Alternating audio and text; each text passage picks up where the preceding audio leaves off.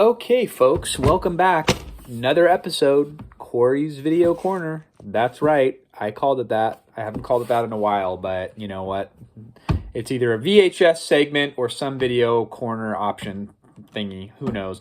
So today we are reviewing a movie that my good friend down in Orange County, Jonathan, sent me an Instagram video clip of a large black man wearing a jockstrap going into a police station interview and beating up somebody and then walking out. And I don't know why, but I found that hilarious. And then he didn't know anything about it. I didn't know anything about it.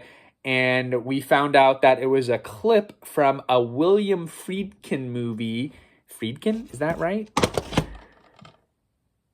Fair enough. Anyway, it's a 1980 release. It's called Cruising, starring Al Pacino. So when I think of William Friedkin, I think of immediately The French Connection. Best Picture, 1972, Gene Hackman. A fine motion picture. And this is my VHS copy, early VHS copy by the Red Triangle CBS Fox.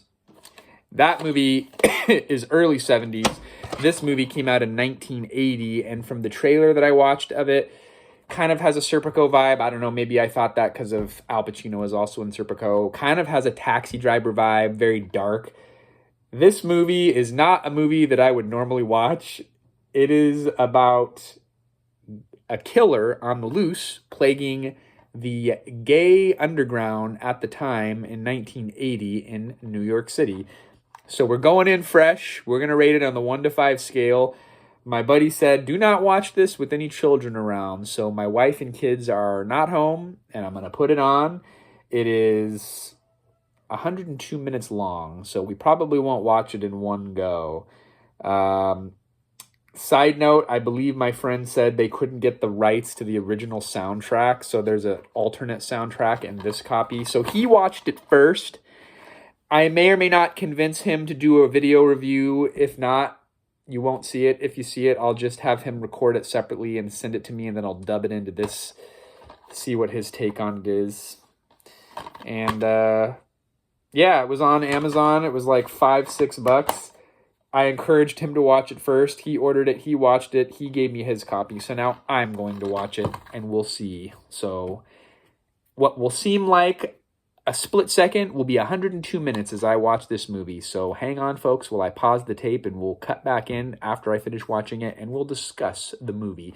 One last thing. It's got a 49% Rotten Tomatoes rating. 79% of Google users liked it. So it's a polarizing film. And that's it. We'll go from there. That movie...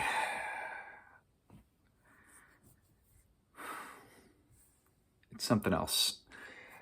It's filmed like a lot. I could see like there was like this one scene in the park where all the street lights are lit up, and to me it's like that ties back into his same cinematography style in The Exorcist. Just this very bright glow of light, and he uses light a lot in this movie, which I really like. The neon lights, just the lighting in the bars, blue lights in a tunnel, and then the different music, the punk rock music from the Germs to kind of set the vibe. I read like a little blurb, and it said that the culture at the time was like very 70s disco, but they didn't feel like that would be fitting for this movie because it is a very dark movie. And I feel like a lot of the nightclub scenes were just a little bit over the top for me, with like the assless chaps and the black leather. It was just almost too much, but like the movie felt like a lot of the 70s detective movies of that era, but he was just very good at using color and light, and even the characters were really good. And then that cliffhanger ending, which no spoilers. I don't know. Like I kind of want to talk about it because I want to see what people say down in the comments. But if you're just like, let's just assume that people have seen this movie and that's why they're watching me talk about it. So there's the one guy that Al Pacino gets into a tussle with, which I was under the assumption was the killer, and then he stabs that guy, but the guy lives, and the guy's like, I'm innocent, nothing happened. But then he did have a knife like the killer, and he was into the whole black leather scene. So the assumption was, okay, that's the guy. But then when the Al Pacino's alias, the John Forbes character who was next door to that neighbor who was the playwright, ended up dead at the very end, I'm just kind of like, uh-oh. So was the Al Pacino the real killer the whole time? And he was the one that was living this double life? Huge shout out to Karen Allen. What a hottie. Loved her in Raiders of the Lost Ark. But anyway, that's a whole nother topic for another time. So back to the movie Cruising. It's just like, it's one of those, did he do it? Did they get the wrong guy? Was it just an assertion of innocence? To me, this movie also sheds light on the corruption of the New York City Police Department, tying it back to another Al Pacino movie that I mentioned earlier, Serpico. That point in time, it was still a lot of people on the take, a lot of mob influence, a lot of mob money. The homosexual community was just kind of looked down upon, so they didn't really prosecute those crimes. The fact that this guy murdered like 6 to 8 people, and they're like, oh, plead guilty and you'll do 8 years because of he was like a homosexual. Wow. So anyway, there was just a lot going on in this movie. I'm going to give it my top rating. It was intense. There, one thing, like I said, it was over the top, was like the whole club scenes. It was just kind of like almost too in your face and too hedonistic for my taste. But the lighting, the cinematography, the bit characters, the next door neighbor, and I don't know. It was just, there was a lot of really good characters. I don't know why that movie has only a 49% on Rotten Tomato. I did not check IMDb. I'm going 5 out of 5. My buddy Jonathan said it was a 1 watch for him. It's on the shelf. I'll probably end up passing it on to somebody else that I know to get their opinion on it if they have the stomach to watch it.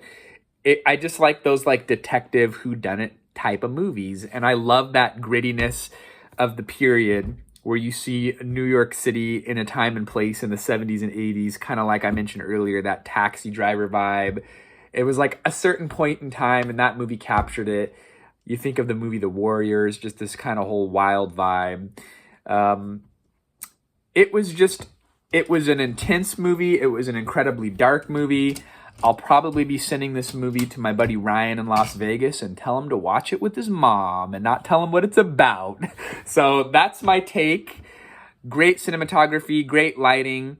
1980, but it felt almost modern to me. It doesn't seem dated aside from like the stereotypes for the time, but it was a great movie once again. So that's all that I have to say about Cruising. Not normally something you'd see me talking about on this channel. If you've watched my movies, I'm mostly into more lighthearted stuff and fast food reviews. But I told my friend I would do a video review of it, and I did. I'm a man of my word. He gave this movie to me a month ago, and I just finally got around to having the stomach to watch it. So that's my take. If you saw the movie too, I'd love to get you to comment down below and share your thoughts on who you think the real killer is and just overall what you thought about this movie. And if you would recommend it as well. Until next time, we'll see you then.